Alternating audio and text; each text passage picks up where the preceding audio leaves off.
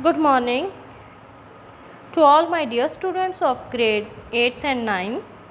Today we will discuss the play Merchant of the Venice by William Shakespeare. In our last assignment we discussed its Act 1, Scene 1.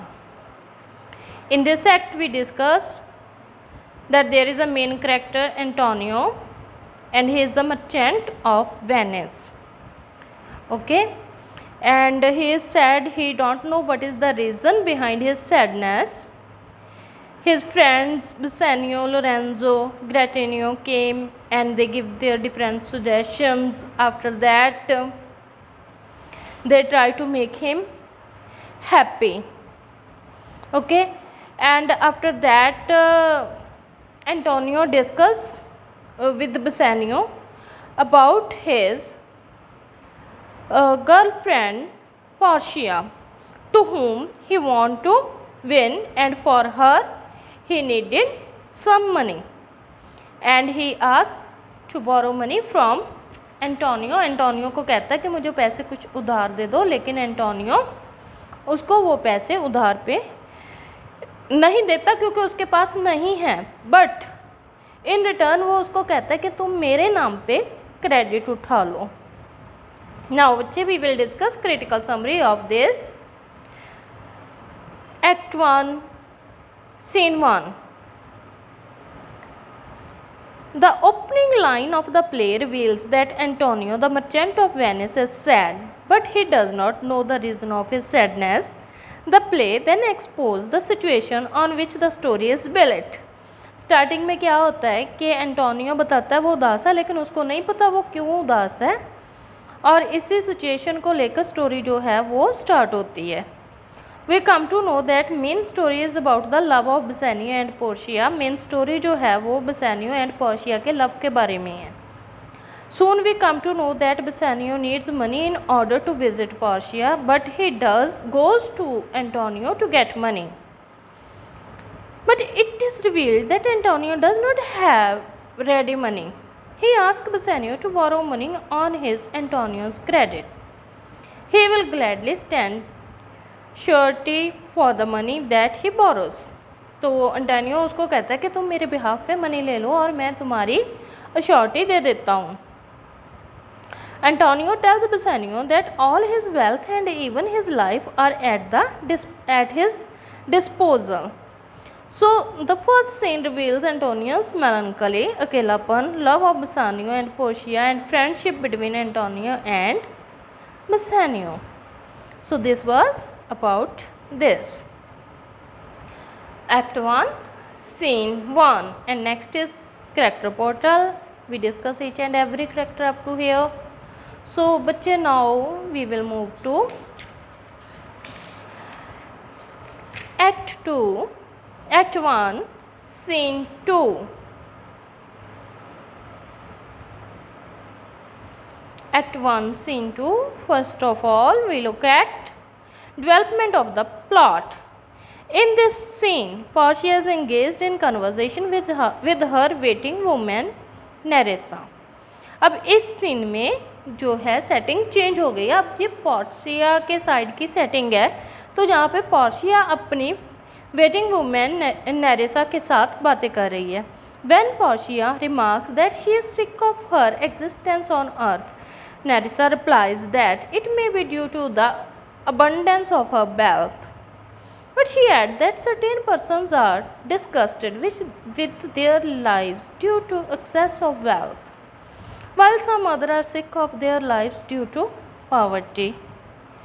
वो दोनों आपस में बातचीत कर रही हैं और पोर्शिया कहती है कि मुझे लगता है कि मैं बीमार हूँ, मुझे ये कोई ना कोई परेशानी है, मुझे इस बहुत सारी धन दौलत ने परेशान कर रहा है. और फिर वो आपस में बातें करते हुए कहते हैं कि कितना अजीब है ना, कोई गरीबी के कारण परेशान है और कोई बहुत ज़्यादा अमीरी के कारण परेशान है. Portia agrees with her remarks, but Nerissa tells her that her remark would be better if she acted upon them. Portia remarks that it is easy to preach than to practice. She adds that old people give certain instructions to the young, but they forget that it is difficult to carry them out. तो वो आपस में बातें कर रहे हैं। Portia कहती है कि कई बार बुजुर्ग ऐसे इंस्ट्रक्शंस दे के चले जाते हैं कि वो यंग पीपल जो हैं, जो पीछे रह जाते हैं, उनकी वेल्थ को जो गेन करते हैं उनके लिए प्रॉब्लम्स क्रिएट कर देती हैं। She complains against her father because she has given no freedom of choice to her in her marriage. उसको अपने फादर के लिए कंप्लेंट है कि उसके फादर ने कोई उसकी चॉइस नहीं छोड़ी, उसको आज़ादी नहीं दी उसकी मैरिज के मामले में। But Nerissa defends her father's decision. Nerissa उसके फादर के डिसीजन की साइड पे है। ऐसा क्यों है बच्चे? क्योंकि पोर्शिया के फादर ने एक कंडीशन रखी थी कि 3 कास्केट्स रखे जाएंगे, 3 बॉक्सेस रखे जाएंगे। उन तीनों बॉक्सेस में अलग अलग तरीके का मटेरियल होगा और जिसमें पोर्शिया की पिक्चर होगी, जो उस बॉक्स को सिलेक्ट करेगा, बंद बॉक्स को, और ओपन करके उसमें से पोर्शिया की पिक्चर निकलेगी, फोटोग्राफ निकलेगी, तो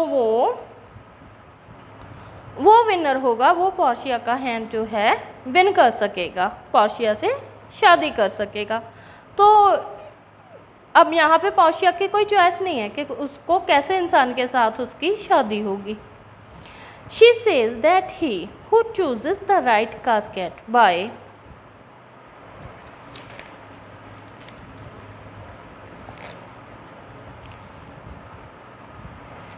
correctly interpreting the inscriptions upon it should be considered the most desirable suitor for her। तो नैरेसा कहती है कि ये इसलिए किया गया कि जो उसके ऊपर इंटरप्रेटिंग दी गई होगी, जो हदायतें लिखी गई होंगी, उनको रीड करके, जो बातें लिखी गई हैं उनको रीड करके जो अंदाज़ा लगाएगा कि किसके अंदर पोर्शिया का पोर्ट्रेट है, तो वो सूटर, वो जो है उसको जीतने के लिए आया है, वो कंपटीटर बहुत ही इंटेलिजेंट होगा। तो नो डाउट एक इंटेलिजेंट इंसान के साथ रहने के साथ साथ लाइफ बहुत इजी हो जाती है। Then Portia comments upon the various suitors who have come to win her hand in marriage. She remarks that Neapolitan prince is as good as a horse because he always talks of his horses। तो Portia क्या करती है, जो उसके hand win करने के लिए लोग आए हैं उनके बारे में बातें करना, कमेंट करना स्टार्ट कर देती है। कहती नेपोलिटन प्रिंस है जो, वो घोड़े के जितना ही अच्छा है क्योंकि वो हमेशा घोड़े की बातें करता रहता है, मीन्स वो भी अंक कसती है।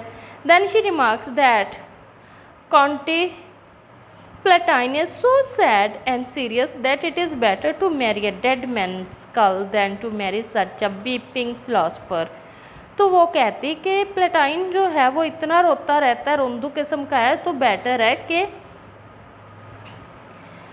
एक मुर्दा के साथ शादी कर लूँ, किसी स्कल के साथ शादी कर लूँ, एक रोते हुए फिलोसफर से, वो कहीं बेटर होगा। Portia makes negative remark about Monsieur Le Bon. She says that he talks even more about horses than the Neapolitan prince. तो वो कहती है लिबॉन तो नेपोलिटन प्रिंस से भी ज़्यादा बातें करता है हॉर्सेस के बारे में। In fact he does not have a personality at all, उसकी तो कोई पर्सनैलिटी नहीं है।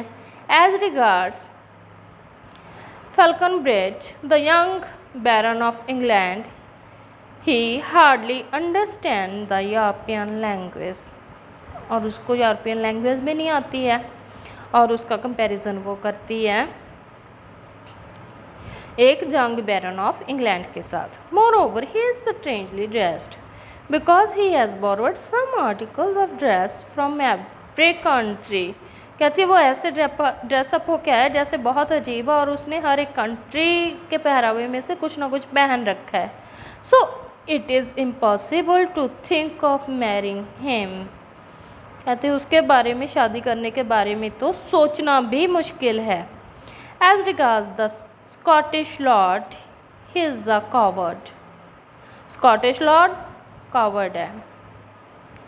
Regarding the young German, Portia remarks that he is addicted to drink and is never found to be sober. The best way to get rid of him would be to place a bottle of wine in one of the wrong caskets so that he chooses the wrong casket. And after that she told that a young German तो इतना ज़्यादा drink करता है कि उसको नशा ही लग गया। अगर उसके लिए उसकी एक ऐसा कसकट रख दिया जाए जहाँ पे बॉटल ऑफ वाइन हो, तो वो नेचुरली उसको सिलेक्ट कर लेगा और पोर्शिया को छोड़ देगा। Thereafter, Nerissa tells Portia that she need not bother about these suitors because they do not want to marry their luck by the casket and therefore have decided to leave Belmont. After that उसके बाद नेरिसा जो है Portia को बताती है कि उनको इनके बारे में सोचने की ज़रूरत नहीं है, वो अपनी किस्मत को आजमाना नहीं चाहते and therefore they have decided to, और उन्होंने डिसाइड किया कि वो बेलमोंट को छोड़ देंगे। Nerissa then ask her opinion about Bassanio who visited her earlier in the company of Marquis of Montferrat and says that he is the ideal lover. फिर वो बेसानियो के बारे में बात करती है और कहती है कि वो एक आइडियल लवर है। बेसानियो वही इंसान है जो फर्स्ट सीन में हमें एंटोनियो के साथ मिला था और वो यहाँ पे आना चाहता था, वो यहाँ पे पहुँच चुका है। At this moment, a servant entered and informed Portia that Prince of Morocco has arrived to try his luck. अब एक सर्वेंट आता और कहता है कि प्रिंस ऑफ मोरक्को अपनी किस्मत आजमाने आया। ये ऊपर वाले सभी ने तो मना कर दिया है क्योंकि उसमें कंडीशंस ही ऐसी रखी गई हैं, इसीलिए उन्होंने मना कर दिया। कंडीशंस कौन सी है, we will read letter in the play. Portia remarks that if the Prince of Morocco has a dark complexion and priestly mind, she would prefer to have him for religious consolation rather than a husband. कहते उसका इतना dark complexion है और ऊपर से उसकी priest हो जैसा माइंड है, तो मुझे लगता है इसको धार्मिक कामों के लिए रखना चाहिए, ना कि एक हस्बैंड के तौर पे इसको सिलेक्ट करना चाहिए। बच्चे, in our next assignment we will discuss critical commentary. Thank you. Have a nice day.